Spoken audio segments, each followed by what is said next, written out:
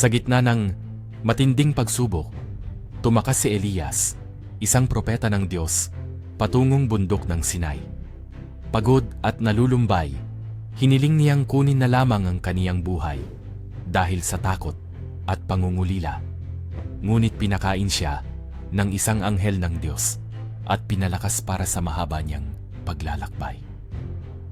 40 araw at gabi, siyang naglakad hanggang makarating sa banal na bundok. Sa loob ng isang yungib, tinanong siya ng Diyos, "Elias, bakit ka narito?" Ipinahayag ni Elias ang kanyang takot at pag-iisa sapagkat inusig siya ng mga kaaway at inakala niyang siya na lamang ang natitirang tapat kay Yahweh. Pinapunta siya ng Diyos sa labas ng yungib upang hintayin ang kanyang pagpapakita.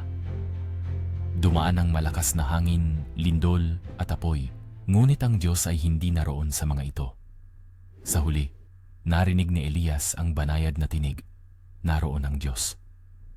Dito natutunan ni Elias na ang Diyos ay hindi laging nasa malalakas na pangyayari, kundi maging sa tahimik at mapayapang sandali. Ang kwento ay nagtuturo ng pagtitiwala at pag-asa sa Diyos kahit sa gitna ng pag-iisa, kahinaan at pagsubok. Pinapaalala nito na ang Diyos ay laging kasama, nagbibigay ng lakas at gabay sa mga panahong mahirap.